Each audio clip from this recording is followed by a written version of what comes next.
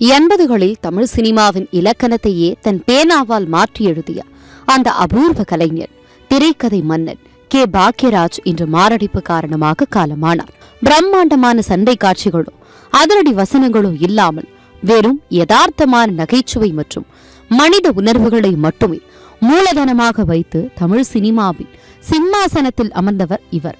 இமயத்தின் சிகரம் பாரதி ராஜாவிடம் 16 வயதினிலே கிழக்கே போகும் ரயில் போன்ற காவியங்களில் உதவியாளராக தன் பயணத்தை தொடங்கிய பாக்யராஜ், சுவரில்லாத சித்திரங்கள் படத்தின் மூலம் இயக்குநராக அறிமுகமாகி அடுத்த சில ஆண்டுகளிலேயே ரஜினி, கமல் போன்ற உச்ச நட்சத்திரங்களுக்கு இணையான ஒரு மாபெரும் வெற்றி கூட்டத்தை பின்னால் திரட்டி வைத்தார். மற்ற ஹீரோக்கள் 100 பேரை அடித்து வீழ்த்தி கொண்டிருந்த போது ஒரு சராசரி மனிதனுக்கு இருக்கும் பலவீனங்களையும் அப்பாவித்தனத்தையும் திரையில் காட்டி தன்னைத்தானே கிண்டல் செய்து கொண்டு மக்களை சிரிக்க வைத்ததுதான் பாக்யராஜின் மிகப்பெரிய பலம். அந்த 7 நாட்கள் படத்தின் பாலக்காட்டு மாதவன் கதாபாத்திரமாகட்டும் அல்லது முந்தானை முடிச்சு படத்தில் அந்த முருங்கைக்காய் மேஜிக் ஆகட்டும், அவர் திரையில் உருவாக்கிய ஒவ்வொரு அசைவும் இன்று வரை தமிழ் கலாச்சாரத்தின் ஒரு அங்கமாகவே மாறிவிட்டது. மௌன கீதங்கள், இன்று போய் நாளை வா என அவர் இயக்கிய படங்கள் அனைத்தும் திரைக்கதை எழுத துடிக்கும் இளைஞர்களுக்கு இன்றும் ஒரு பாட புத்தகமாகவே திகழ்கின்றன.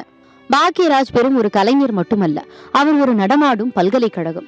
இன்று தமிழ் சினிமாவின் முன்னணி இயக்குநர்களாக இருக்கும் பார்த்திபன், பாண்டியராஜன் போன்ற பல திறமைசாலிகளை தன் பட்டறையில் செதுக்கி உலகுக்கு அறிமுகப்படுத்தியவர் அவர். நடிப்பது, இயக்குவது, வசனம் எழுதுவது, இசையமைப்பது என திரையுலகின் அத்தனை துறைகளிலும் தன் முத்திரையை பதித்த ஒரு பன்முக மேதை இன்று அமைதியாக தன் பேனாவை மூடி வைத்து விட்டார். தென்னிந்திய திரைப்பட எழுத்தாளர் சங்கத்தின் தலைவராக இருந்து இளம் படைப்பாளிகளின் உரிமைகளுக்காக கடைசி வரை குரல் கொடுத்து வந்த அவரது இழப்பு ஈடு செய்ய முடியாத ஒரு வெற்றிடத்தை தமிழ் திரையுலகிற்கு ஏற்படுத்தியுள்ளது.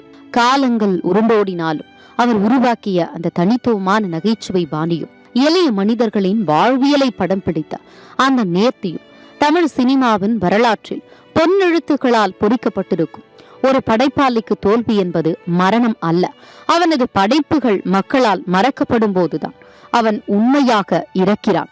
அந்த வகையில் பாக்யராஜ் என்னும் மகா கலைஞன் தான் விட்டு சென்ற ஆயிரக்கணக்கான திரையுண்டுகளின் மூலம் தமிழ் மக்களின் இதயங்களில் என்றென்றும் வாழ்ந்து கொண்டிருப்பார்.